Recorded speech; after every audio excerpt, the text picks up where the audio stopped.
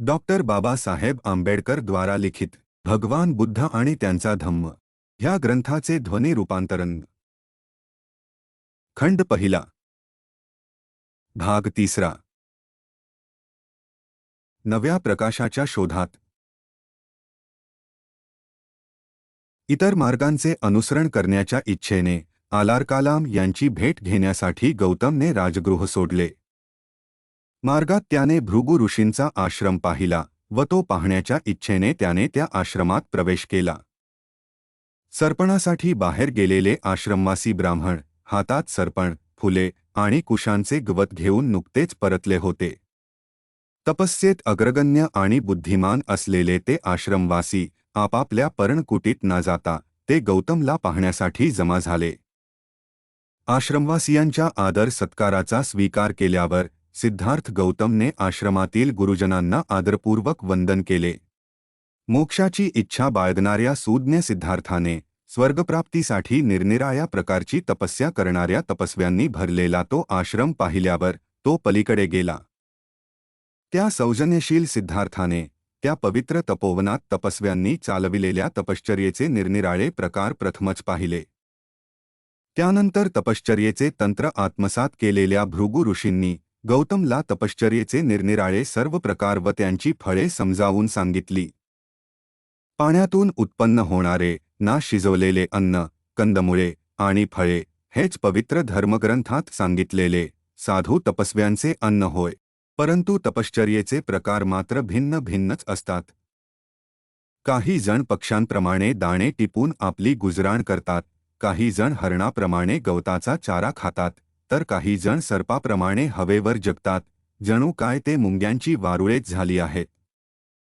दुसरे काही जण महत् प्रयासाने दगड खाऊन आपली भूक भागवितात, तर काही जण आपल्याच दातांनी भरडलेले धान्य खातात। इतर काही जण दुसऱ्यांच्यासाठी अन्न शिजविल्यावर जर काही उरले तेव्हाच ते स्वतःसाठी ठेवतात। दुसरे काही जण आपल्या जटांचे भारे पाण्याने वारंवार भिजवून स्तोत्रे गाऊन अग्नीला दोनदा अर्घ्य अर्पण करतात। आणखी काही जण माशांप्रमाणे पाण्यात बुडी मारून राहतात, त्यांच्या शरीराला कासवे ओरबाडून काढतात।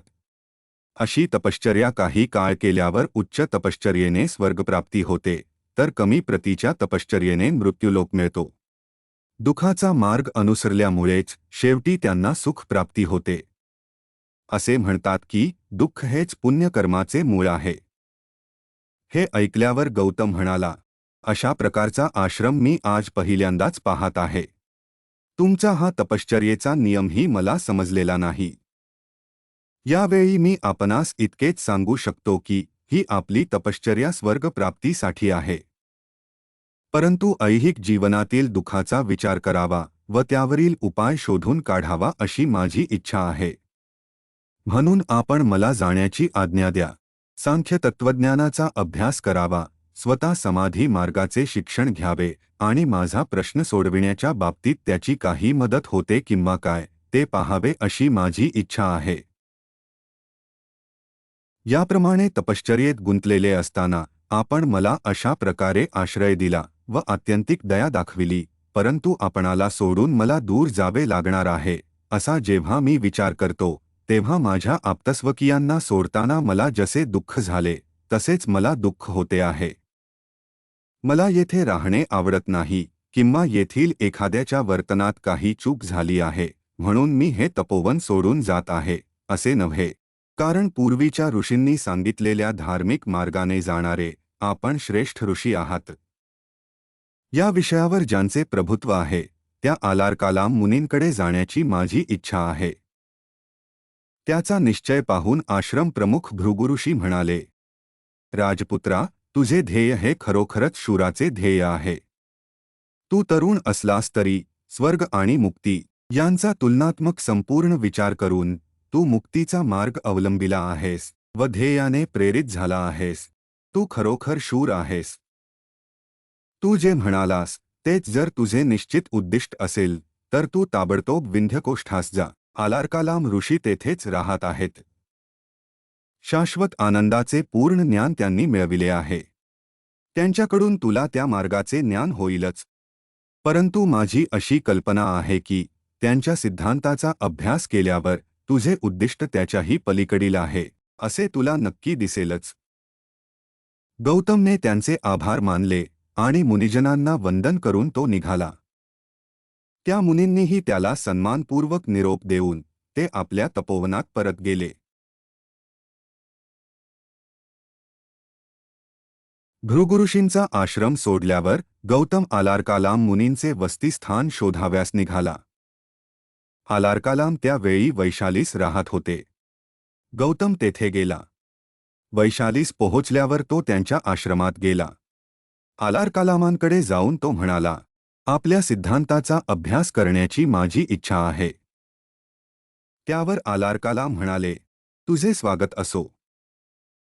माझे तत्वज्ञान असे आहे की तुझ्यासारख्या बुद्धिमान माणसाला थोडक्याच काळात त्याचे आकलन व ज्ञान झाल्याने ते आत्मसात करून घेणे शक्य आहे आणि त्या सिद्धांतानुसार वर्तनही करणे तुला सहज शक्य आहे.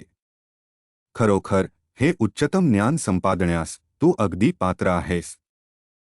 आलारकालाम मुनीचे हे शब्द ऐकून राजपुत्राला अत्यंत आनंद झाला आणि त्याने उत्तर दिले, मी जरी अपरिपक्व असलो तरी आपण ही जी पराकाष्ठेची दयाशीलता माझ्यावर दाखवित आहात तिच्यामुळे मी अगदीच पूर्णत्वास पोहोचलो आहे असा मला भास होत आहे. म्हणून आपल्या सिद्धांताची रूपरेखा काय आहे हे कृपा करून आपण मला सांगाल काय? आलारकालाम म्हणाले, तुझ्या मनाची थोरवी, तुझ्या स्वभावातील प्रामाणिकपणा आणि तुझा निश्चय यांच्यामुळे मी इतका उत्साहित झालो आहे की तुझ्या पात्रतेची कसोटी पाहण्यासाठी तुझी कोणतीही पूर्व परीक्षा घेण्याची आवश्यकता मला वाटत नाही. हे श्रोतृश्रेष्ठा, आमची तत्वे ऐकून घे. नंतर त्यांनी गौतमला सांख्य तत्वज्ञानाची तत्वे स्पष्ट करून सांगितली. आपल्या प्रवचनाचा समारोप करताना आलारकालाम म्हणाले, हे गौतम, ही आमच्या तत्वज्ञानातील मूल तत्वे आहेत. मी तुला ती सारांशरूपाने सांगितली आहेत. आलारकालामांनी केलेल्या अगदी स्पष्ट अशा विवरणामुळे गौतमला आनंद झाला. आपल्या प्रश्नाचे उत्तर शोधण्यासाठी गौतम निरनिराळ्या मार्गांचे परीक्षण करीत असताना ध्यान मार्गाची अर्थात समाधीची माहिती करून घ्यावी असे त्याला वाटले. ध्यान मार्गाचे 3 पंथ होते. या सर्व प्रकारात एक गोष्ट समान होती आणि ती म्हणजे ध्यान साधनेसाठी श्वासोच्छ्वासावर नियंत्रण ठेवणे. एका पंथाने अनापान सती नावाची श्वास नियंत्रणाची पद्धती अनुसरली होती. दुसऱ्या पंथाने प्राणायाम नावाची पद्धती अवलंबिली होती. या पद्धतीत श्वासोश्वास प्रक्रियेचे 3 भाग पडतात. यातील पहिले म्हणजे श्वास आत घेणे, त्यास पूरक असे म्हटले जाते. दुसरे श्वास रोखून धरणे, त्यास कुंभक म्हटले जाते. आणि तिसरे म्हणजे श्वास बाहेर सोडणे, याला रेचक असे म्हटले जाते. तिसरा पंथ समाधी या नावाने ओळखला जात होता. आलारकालाम हे ध्यान मार्गावरील प्रभुत्वाबद्दल प्रसिद्ध होते. आलारकालामांच्या मार्गदर्शनाखाली आपणाला ध्यान मार्गाचे शिक्षण मिळाले तर फार चांगले होईल असे गौतमला वाटले. म्हणून तो आलारकालामांशी त्याविषयी बोलला आणि मला ध्यान मार्गाचे शिक्षण देण्याची कृपा कराल काय असे त्याने त्यांना विचारले. होय, मोठ्या आनंदाने, असे आलारकालामांनी उत्तर दिले. नंतर आलारकालामांनी ध्यान मार्गाचे तंत्र त्याला शिकविले. त्याच्या एकूण 7 सिद्धी होत्या. गौतम त्या तंत्राचा दररोज अभ्यास करू लागला. त्या तंत्रावर पूर्ण प्रभुत्व मिळविल्यावर आणखी शिकण्यासारखे काही आहे काय असे गौतमने आलारकालामांना विचारले. यावर आलारकालामांनी उत्तर दिले, नाही मित्रा, माझ्याजवळ शिकविण्यासारखे जे होते ते एवढेच आहे. यानंतर मात्र गौतमने आलारकालामांचा निरोप घेतला. उद्दक रामपुत्त नावाच्या दुसऱ्या एका योगीविषयी गौतमने ऐकले होते. आलारकालामांनी जे ध्यान तंत्र संशोधिले होते त्याच्यापेक्षा वरची एक पायरी ध्यानी पुरुषाला गाठता येते असा एक ध्यानविधी शोधून काढण्याबद्दल त्याची ख्याती होती. त्याचा तो ध्यानविधी शिकण्याचा आणि समाधीची सर्वोच्च पायरी अनुभवण्याचा गौतमने विचार केला. म्हणून तो उद्दक रामपुत्ताच्या आश्रमात गेला आणि त्याच्या मार्गदर्शनाखाली शिक्षण घेऊ लागला. थोडक्याच काळात उद्दक रामपुत्ताच्या ध्यान विधीची 8वी पायरी त्याने आत्मसात केली. उद्दक रामपुत्ताच्या ध्यानविधीचे पूर्ण ज्ञान मिळविल्यावर गौतमने आलारकालामांना जो प्रश्न विचारला होता तोच प्रश्न उद्दक रामपुत्तालाही विचारला की आणखी काही शिकण्याजोगे आहे काय. आणि उद्दक रामपुत्तानेही तेच उत्तर दिले, नाही मित्रा, तुला शिकविता येण्यासारखे यापेक्षा अधिक माझ्याजवळ काही नाही. आलारकालाम आणि उद्दक रामपुत्त हे ध्यान मार्गावरील प्रभुत्वासाठी कौशल देशात प्रसिद्ध होते. पण गौतमने असे ऐकले होते की मगधांच्या देशातही अशा प्रकारे ध्यान मार्ग संपन्न योगी आहेत. त्यांच्या पद्धतीचेही शिक्षण मिळवावे असा त्याने विचार केला. त्याप्रमाणे गौतम मगधांच्या देशात गेला. तेथे त्याला असे आढळून आले की त्याची ध्यान मार्गाची प्रक्रिया जरी श्वासोच्छ्वास नियंत्रणावरच आधारलेली होती तरी कौशल देशातील प्रचलित प्रक्रियेपेक्षा ती निराळी होती. ही प्रक्रिया श्वासोच्छ्वास करण्याची नव्हती तर श्वासोच्छ्वास थांबवून चित्ताची एकाग्रता साधण्याची होती. गौतम ही प्रक्रिया शिकला. श्वासोच्छ्वास थांबवून चित्ताची एकाग्रता करण्याचा जेव्हा त्याने प्रयत्न केला तेव्हा त्याला टोचणारे तीव्र आवाज आपल्या कानातून बाहेर पडत आहेत आणि जणू काही तीक्ष्ण टोकाच्या सुरीने आपले डोके टोचले जात आहे असे आढळून आले. ती दुःखदायक प्रक्रिया होती. तरी पण ती आत्मसात करण्यात गौतम यशस्वी झाला. समाधी मार्गाचे त्याचे शिक्षण अशा प्रकारचे होते. गौतमने सांख्य आणि समाधी मार्ग यांची कसोटी घेतली होती. परंतु वैराग्य मार्गाची कसोटी घेतल्याशिवायच त्याने भृगु ऋषींचा आश्रम सोडला होता. त्याला असे वाटले की त्या मार्गाचीही कसोटी घ्यावी आणि स्वतः अनुभव घ्यावा, म्हणजे त्याविषयी आपल्याला अधिकारवाणीने बोलता येईल. त्याप्रमाणे गौतम गया नगरीस गेला. तेथून सभोवतालच्या प्रदेशाची त्याने पाहणी केली आणि उरुवेला येथे गयेचे राजर्षी नेगरी यांच्या आश्रमात वैराग्य मार्गाचा अभ्यास करण्यासाठी वस्ती करण्याचे त्याने निश्चित केले. वैराग्यमार्गाच्या अभ्यासाकरिता निरंजना नदीच्या काठी ते निर्जन आणि एकांतातील स्थळ होते. राजगृहात असताना त्याला जे परिव्राजक भेटले होते आणि शांततेची वार्ता ज्यांनी आणली होती ते 5 परिव्राजक त्याला उरुवेला येथे आढळले. ते देखील वैराग्याचा अभ्यास करीत होते. त्या भिक्षूंनी त्याला तेथे पाहिले आणि त्याने आपणाला बरोबर घ्यावे म्हणून त्यांनी त्याला विनंती केली. गौतमने त्यांची विनंती मान्य केली. नंतर त्याच्या आज्ञेत शिष्याप्रमाणे वागून त्यांनी त्याची आदर भावाने सेवा केली. ते नम्रतेने त्याच्या बरोबर राहू लागले. गौतमने सुरू केलेली तपश्चर्या व आत्मक्लेश यांचे स्वरूप अत्यंत उग्र होते. काही वेळ तो भिक्षेसाठी 2 घरी जाई, पण दर दिवशी 7पेक्षा अधिक घरी तो जात नसे. प्रत्येक घरी केवळ 2 घासांची भिक्षा घेई, पण 7पेक्षा अधिक घासांची भिक्षा तो स्वीकारित नसे. दररोज तो फक्त 1 वाटीभर अन्नावर राहत असे, पण 7 वाट्यांपेक्षा अधिक अन्न तो स्वीकारित नसे. काही वेळा तो दिवसाकाठी एकदाच किंवा दर 2 दिवसांनी 1 वेळ याप्रमाणे अन्न घेत असे. कधी आठवड्यातून एकदा तर कधी पंधरवड्यातून एकदा याप्रमाणे ठराविकच प्रमाणात अन्न भक्षण करण्याचा त्याचा कडक नियम असे. त्याचा वैराग्य मार्गाचा अभ्यास अधिकाधिक होऊ लागल्यावर हिरव्या वनस्पती किंवा रानातले ज्वारी बाजरीसारखे धान्य किंवा पाण्यातल्या वनस्पती किंवा भाताच्या तुसाच्या आत सापडणारे तांबडे पीठ किंवा भातावरची पेज अथवा तेलबियांचे पीठ एवढाच त्याचा आहार असे. रानटी फळे व कंदमुळांवर किंवा वाऱ्याने झाडांवरून पडलेल्या फळांवर तो आपली गुजराण करीत असे.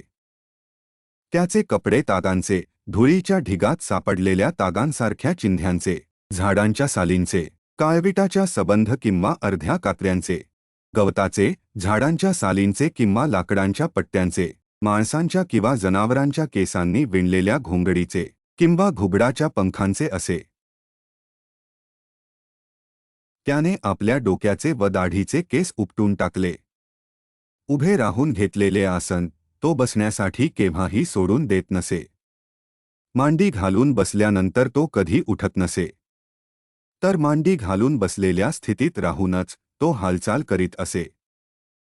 अशा प्रकारे निरनिराळ्या पद्धतींचा अवलंब करून तो वैराग्याच्या इतक्या पराकोटीला गेला की आपल्या शरीराला पराकाष्ठेच्या यातना आणि वेदना देण्यासाठीच तो जगू लागला. शेवटी तो इतक्या किळसवाण्या अवस्थेला येऊन पोचला की त्याच्या अंगावर चिखल आणि घाण यांचे थरच्या थर साचून शेवटी ते आपोआप पडू लागले. अरण्याच्या भयाण अशा अंतर्भागात त्याने आपली वस्ती केली होती. तो भाग कोणाच्याही अंगाचा थरकाप होईल इतका भयान होता. त्यात जाण्याचे धाडस केवळ मूर्ख मनुष्यच करू शकला असता. जेव्हा हिवाळ्यात रात्री अत्यंत कडक थंडी पडत असे तेव्हा कृष्णपक्षाच्या रात्री तो उघड्या हवेत राहत असे आणि दिवसा तो काळ्याकुट्ट गर्द झाडीत राहत असे. परंतु पावसाळ्यापूर्वी जेव्हा कडक उन्हाळ्याचा शेवटचा महिना येत असे तेव्हा दिवसा तो अंग भाजून काढणाऱ्या उन्हात राही आणि रात्री गुदमरून टाकणाऱ्या गर्द झाडीत राही, तर जळालेल्या हाडांची उशी करून तो स्मशानातच झोपत असे. त्यानंतर गौतम दिवसाकाठी फक्त डाळीच्या एखाद्या दाण्यावर, एखाद्या तिळावर किंवा तांदळाच्या एखाद्या कणावर गुजरान करू लागला.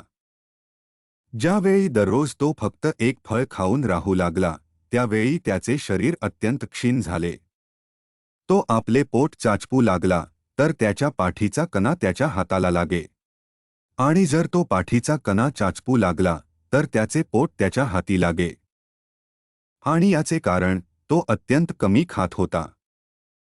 गौतमने सुरू केलेली तपश्चर्या आणि त्याचे आत्मक्लेश यांचे स्वरूप अत्यंत उग्र असे होते. अशा प्रकारची त्याची तपश्चर्या व आत्मक्लेश 6 वर्षेपर्यंत चालले होते.